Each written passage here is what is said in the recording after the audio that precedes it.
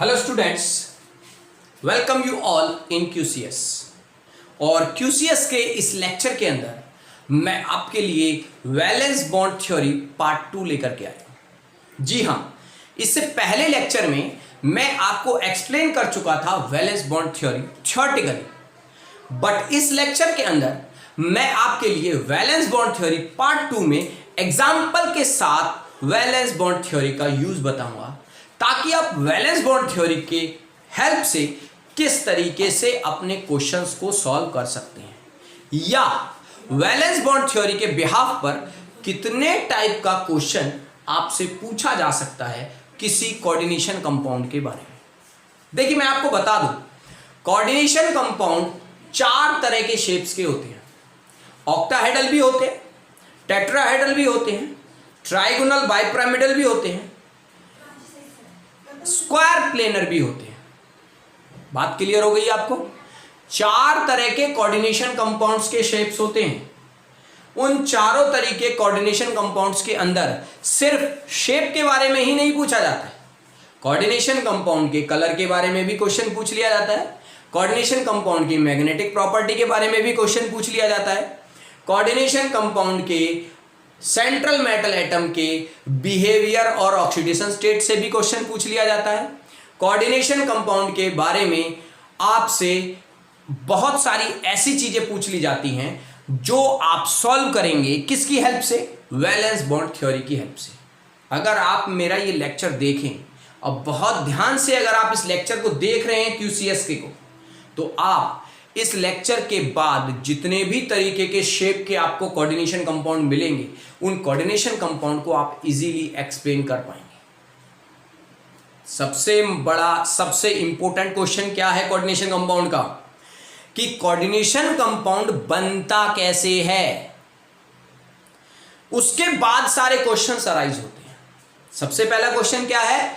Formation of coordination compound. आपको कोई coordination compound दे रखा होगा, वो कोऑर्डिनेशन कंपाउंड कैसे बना, पहला क्वेश्चन। उस कोऑर्डिनेशन कंपाउंड में इनर ऑर्बिटल कॉम्प्लेक्स यूज हो रहा है या आउटर ऑर्बिटल कॉम्प्लेक्स यूज हो रहा है, दूसरा क्वेश्चन। वो कोऑर्डिनेशन कंपाउंड बनने के बाद कलर शो करेगा या कलरलेस होगा, तीसरा क्वेश्चन। वो कोऑर्डिनेशन कंपाउंड बनने के बाद मैग्नेटिक प्रॉपर्टी कौन सी शो करेगा, पैरामैग्नेटिक शो करेगा या डायामैग्नेटिक शो करेगा, फोर्थ क्वेश्चन।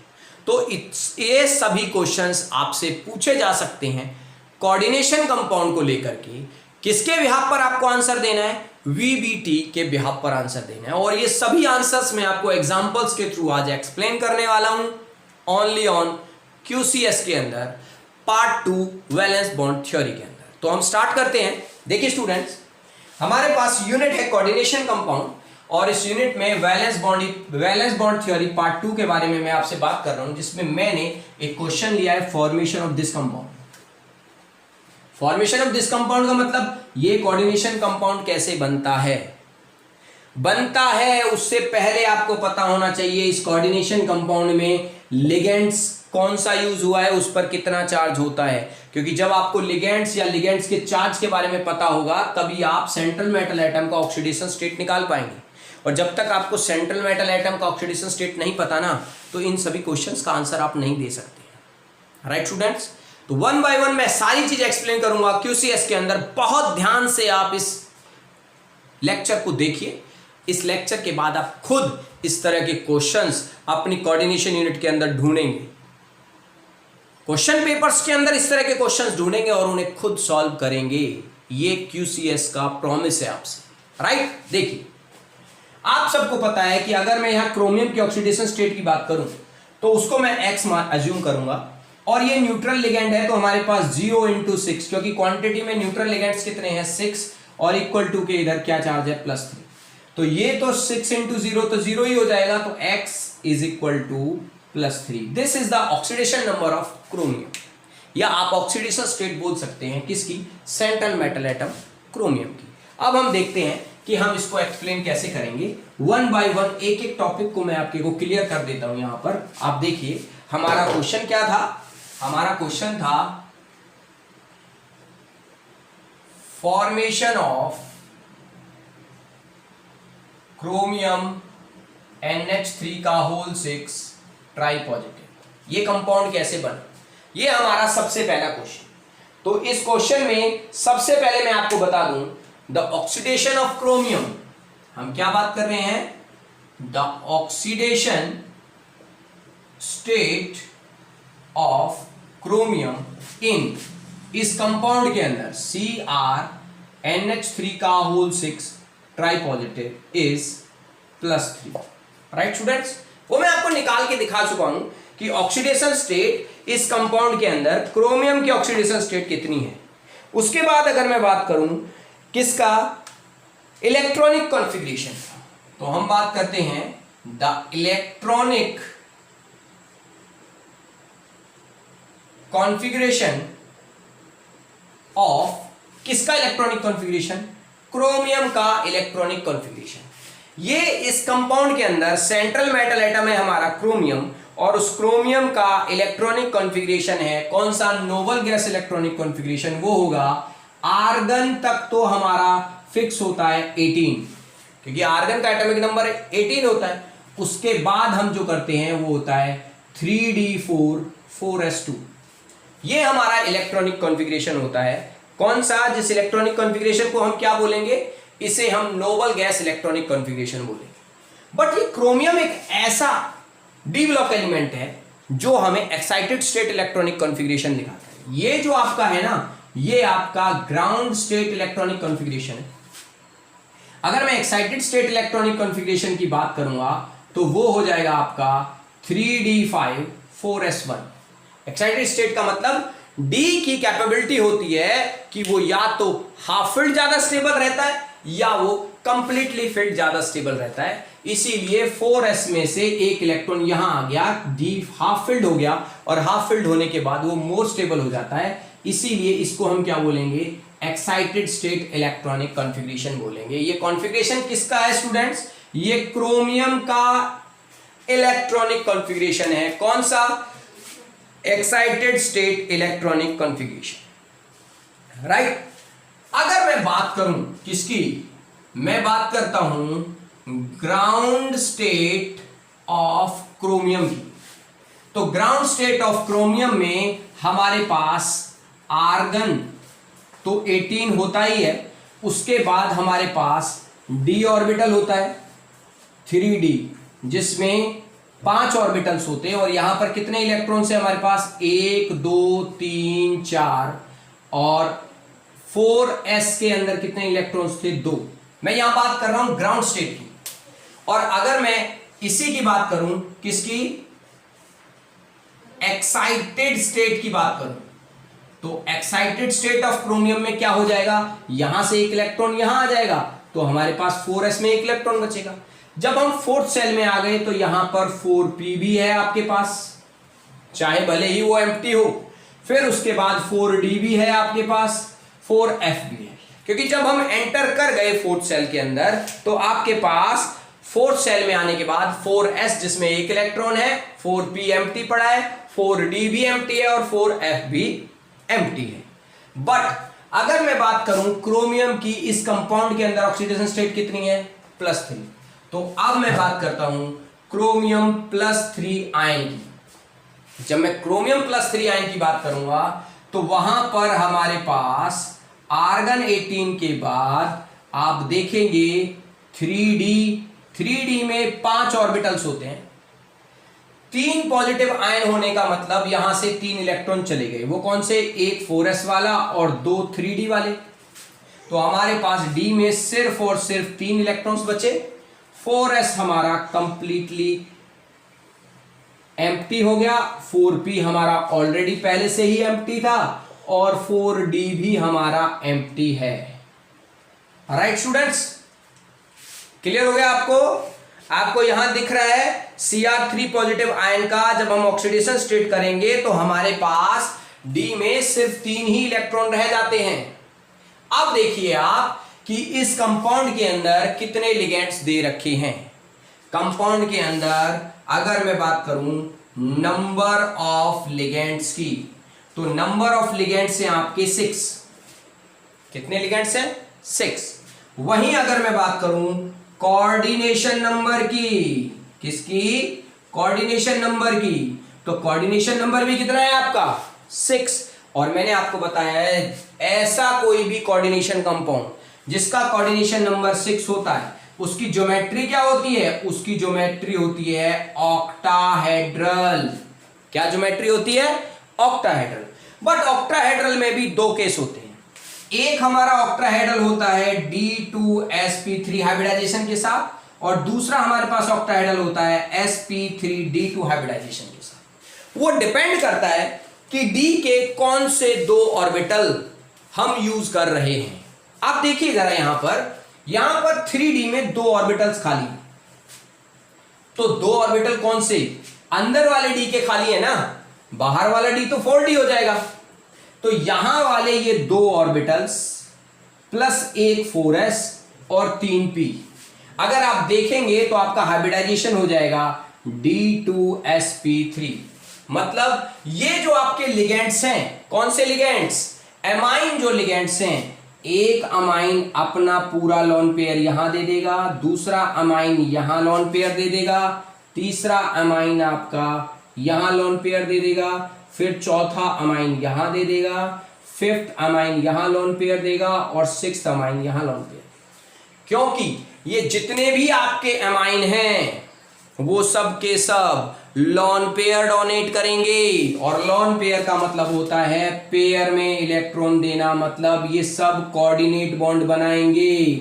6 अमाइन हैं तो ये 6 कोऑर्डिनेट बॉन्ड बना लेंगे।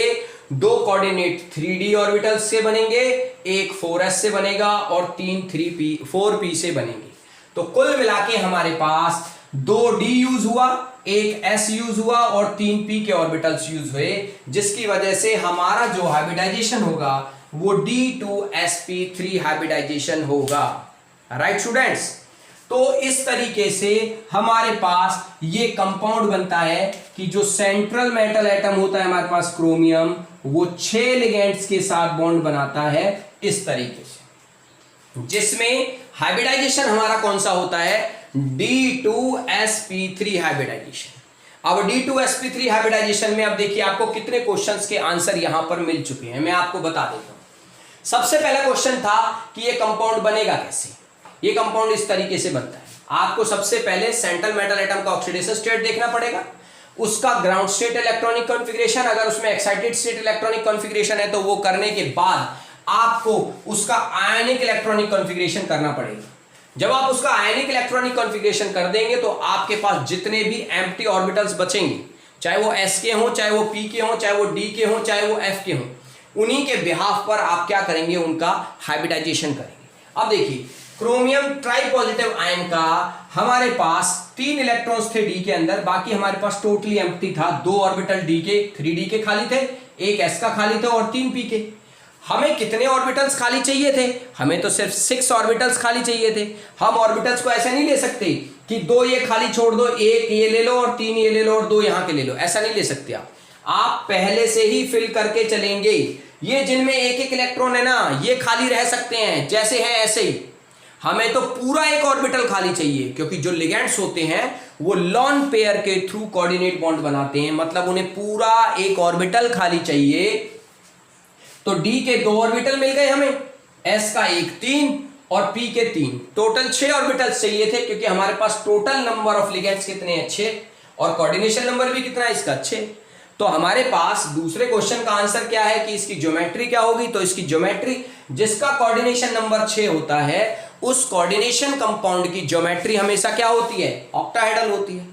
अब ऑक्टाहेड्रल में भी एक क्वेश्चन और इंटरनली आ जाता है, ये ऑक्टाहेड्रल में इनर ऑर्बिटल कॉम्प्लेक्स है या आउटर ऑर्बिटल कॉम्प्लेक्स है, या आप कह सकते हैं लो स्पिन कॉम्प्लेक्स है या हाई स्पिन कॉम्प्लेक्स है। अब आपको साफ साफ दिखाई दे रहा है, देखिए 4d ये रहा, 3d ये रहा। 4s और 4p के पहले वाला अगर आप 3d यूज करते हैं तो ये कौन सा हो गया? D2sp3। मतलब हम इसे क्या बोलेंगे?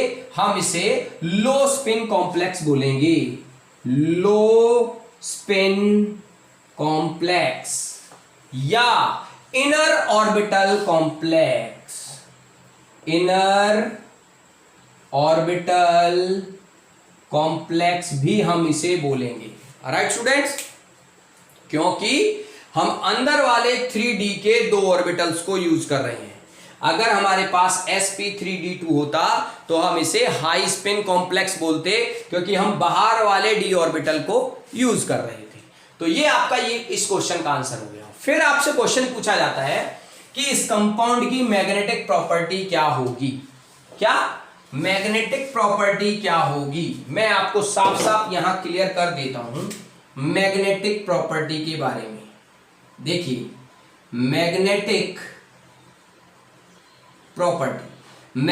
प्रॉपर्टी 2 तरह की कंपाउंड शो करते हैं। एक होता है पैरामैग्नेटिक और दूसरा होता है डायामैग्नेटिक।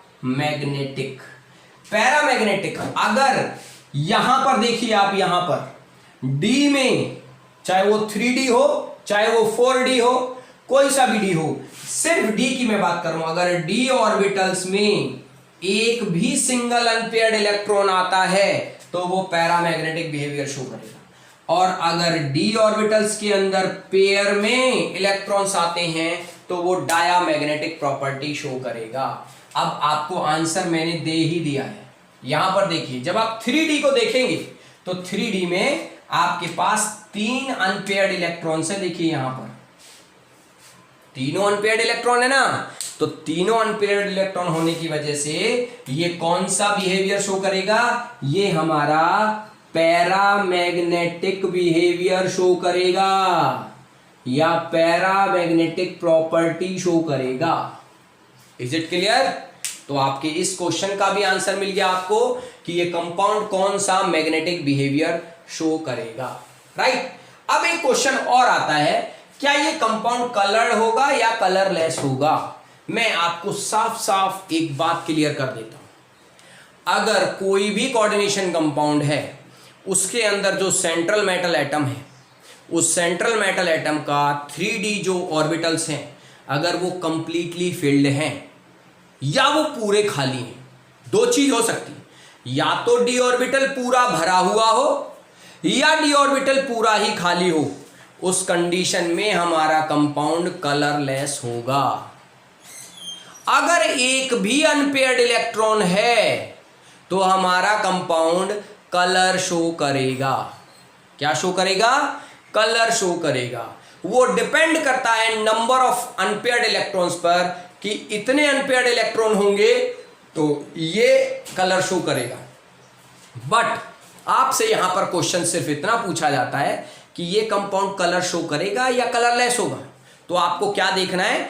आपको 3D ऑर्बिटल्स को देखना है। अगर 3D ऑर्बिटल्स में सारे इलेक्ट्रॉन्स पेयर में होंगे तो वो कलरलेस होगा। अगर एक भी इलेक्ट्रॉन अनपेयर्ड है, मतलब यहां पर ये अनपेयर्ड है ना 3 इलेक्ट्रॉन, तो ये कंपाउंड क्या शो करेगा? ये कंपाउंड कलर शो करेगा। क्या शो करेगा? ये कंपाउंड कलर शो करेगा। राइट स्टूडेंट्स, तो ये कुछ ऐसे क्वेश्चंस हैं जिन क्वेश्चंस के बिहाफ पर आप VBT पार्ट 2 को अगर अच्छे से करेंगे तो आप इस तरह के सभी क्वेश्चंस को एक्सप्लेन कर सकते हैं। और आपको ये क्वेश्चन ऐसे ही एक्सप्लेन करना पड़ेगा जिस तरीके से मैंने आपको एक्सप्लेन करके दिया है। सबसे पहली बात, आपको जो भी कंपाउंड के बारे में पूछा है उस कंपाउंड के सेंट्रल मेटल एटम का ऑक्सीडेशन स्टेट निकालना पड़ेगा। निकाल लिया, उसके बाद आप उसका ग्राउंड स्टेट इलेक्ट्रॉनिक कॉन्फ़िगरेशन कीजिए। अगर एक्साइटेड स्टेट पॉसिबल है तो एक्साइटेड स्टेट इलेक्ट्रॉनिक कॉन्फ़िगरेशन करना पड़ेगा और फिर उसको उसके आयन में कन्वर्ट करना पड़ेगा। मींस जितना उसका ऑक्सीडेशन स्टेट है, ट्राई पॉजिटिव है तो 3 इलेक्ट्रॉन रिमूव करने पड़ेंगे, डाई पॉजिटिव है तो 2 इलेक्ट्रॉन रिमूव करने पड़ेंगे। ठीक है, उसके बाद आप उसको उसके आयनिक फॉर्म का इलेक्ट्रॉनिक कॉन्फ़िगरेशन करेंगे तो आपके पास एप्रोप्रिएट ऑर्बिटल्स बचेंगे। कौन से एप्रोप्रिएट? S, P, D और F ऑर्बिटल्स जो बचेंगे ना आपके पास, मतलब आप फिर देखेंगे कि उस कंपाउंड में कितने नंबर ऑफ लिगेंड्स हैं। उन नंबर ऑफ लिगेंड्स पर ही डिपेंड करेगा उस सेंट्रल मेटल के आयन का हाइब्रिडाइजेशन। अगर आपके पास नंबर ऑफ लिगेंड्स 4 हैं तो वहां पर आपको 4 ऑर्बिटल्स एम्प्टी चाहिए। वो 4 ऑर्बिटल्स एक डी का, एक एस का और दो पी के, मतलब DsP2 भी हो सकता है, वहां शेप होगा स्क्वायर प्लेनर, या एक एस और तीन पी के ऑर्बिटल्स भी हो सकते हैं sp3 हाइब्रिडाइजेशन के साथ, वहां शेप होगा टेट्राहेड्रल, या D2sp3 या sp3d2 इनर और आउटर ऑर्बिटल कॉम्प्लेक्स, ये भी हाइब्रिडाइजेशन हो सकता है, वहां पर आपका शेप होगा ऑक्टाहेड्रल, या फिर आपके पास एक हाइब्रिडाइजेशन हो सकता है sp3d, जहां पर एक s का, तीन p और एक d का ऑर्बिटल आपको मिलेगा, जहां पर उसका शेप हो सकता है trigonal bipyramidal with coordination number 5। Right students, तो आपको ये सब कुछ करने के बाद पता लगेगा कि फिर आपके 3D ऑर्बिटल के अंदर अगर कोई अनपेयर्ड इलेक्ट्रॉन है तो वो पैरामैग्नेटिक बिहेवियर शो करेगा, अगर सभी के सभी 3D ऑर्बिटल्स पेयर में हैं तो वो डायामैग्नेटिक बिहेवियर शो करेगा। लो स्पिन और हाई स्पिन मैंने आपको बता दिया, अगर 3D वाले दो ऑर्बिटल्स यूज कर रहे हैं आप तो वो लो स्पिन कॉम्प्लेक्स होगा या इनर ऑर्बिटल कॉम्प्लेक्स, अगर आप 4D वाले दो ऑर्बिटल्स यूज कर रहे हैं तो वो हाई स्पिन कॉम्प्लेक्स कहलाएगा या आउटर ऑर्बिटल कॉम्प्लेक्स कहलाएगा। राइट, फिर आपके पास एक क्वेश्चन आता है कि वो कंपाउंड कलर शो करेगा या कलरलेस होगा, तो उसके लिए भी आप देख लीजिए, अगर 3D में एक भी अनपेयर्ड इलेक्ट्रॉन है तो वो कंपाउंड आपका कलर शो करेगा, अगर अनपेयर्ड इलेक्ट्रॉन नहीं है, 3D कंप्लीटली फिल्ड है, तो वो कलरलेस होगा। राइट स्टूडेंट्स, तो QCS ने आपको formation of hexaammine chromium 3 ion example के साथ आपके लगभग वैलेंस बॉन्ड थ्योरी पार्ट 2 के अंदर किसी भी कोऑर्डिनेशन कंपाउंड के बिहाफ पर आने वाले 6 क्वेश्चंस का आंसर दिया है। इन आंसर्स को आप इसी तरीके से अगर करेंगे जैसा कि QCS आपको समझा चुका है, तो आप कभी भी वैलेंस बॉन्ड थ्योरी को ना तो भूलेंगे और ना कभी भी वैलेंस बॉन्ड थ्योरी से रिलेटेड कंसेप्ट को अपने एग्जाम्स में छोड़ करके आएंगे। राइट स्टूडेंट्स, बहुत ध्यान से इस लेक्चर को देखिएगा। लेक्चर को देखने के बाद आप खुद इस तरह के क्वेश्चंस ढूंढिएगा और उन क्वेश्चंस को ढूंढ के कीजिएगा। फिर भी अगर आपका कोई डाउट रहता है VBT के अंदर तो बेझिझक आप कमेंट बॉक्स में QCS को लिख सकते हैं। QCS आपके सब डाउट्स को बहुत इजीली और अच्छे तरीके से आपके लिए एक्सप्लेन करेगा, ताकि आप अपनी स्टडी को कंटिन्यू रख सकें through the QCS। Right students, क्योंकि अभी 15 जुलाई से पहले तो स्कूलों को खुलने की कोई उम्मीद है ही नहीं, और मैं ये चाहता हूं कि QCS आपकी स्टडी को कंटिन्यू रखे ताकि आपको आपकी स्टडी का लॉस ना हो। तो कंटिन्यू मेरे लेक्चर्स को, QCS के लेक्चर्स को देखने के लिए या उनको लाइक करने के लिए आपको इस चैनल को सब्सक्राइब करना पड़ेगा, तभी आप डेली की सबसे पहले जो इन्फॉर्मेशन है लेक्चर की वो आपके पास मिलेगी। इसलिए आप QCS चैनल को सब्सक्राइब कीजिए, लाइक भी कीजिए और ज़्यादा से ज़्यादा इसे शेयर भी कीजिए, ताकि ज़्यादा से ज़्यादा स्टूडेंट्स लॉकडाउन के अंतर्गत QCS के थ्रू अपनी स्टडी को कंटिन्यू कर सकें। और एक बात मैं कहता हूँ, ये जो मैंने लेक्चर आज आपका दिया है वो वैलेंस बॉन्ड थ्योरी पार्ट 2 है। मैं इसके बाद वैलेंस बॉन्ड थ्योरी पार्ट 3 भी लेकर के आऊँगा, वो भी वैलेंस बॉन्ड थ्योरी के बिहाफ पर ही होगा, और वैलेंस बॉन्ड थ्योरी पार्ट 4 भी लेकर के आऊँगा, जिसके अंदर VBT की कुछ लिमिटेशंस मैं आपको बताने वाला हूँ। ये जब 4 पार्ट आप बहुत अच्छे से देख लेंगे तो कोऑर्डिनेशन कंपाउंड ऑलमोस्ट आप घोट के पी जाएंगे। मतलब कोऑर्डिनेशन कंपाउंड में चाहे JEE मेंस, एडवांस, नीट या CBSE बोर्ड से रिलेटेड कहीं से भी कोई भी क्वेश्चन आपसे कोई पूछे तो आप फटाफट से वो क्वेश्चन का आंसर देंगे। राइट स्टूडेंट्स, तो आई होप कि आपको ये लेक्चर बहुत अच्छे से समझ में आए, इसलिए आप इस चैनल को सब्सक्राइब कराइए, ज़्यादा से ज़्यादा लाइक कीजिए शेयर कीजिए ताकि ज़्यादा से ज़्यादा बच्चे इस चैनल का फ़ायदा उठा सकें। Good luck.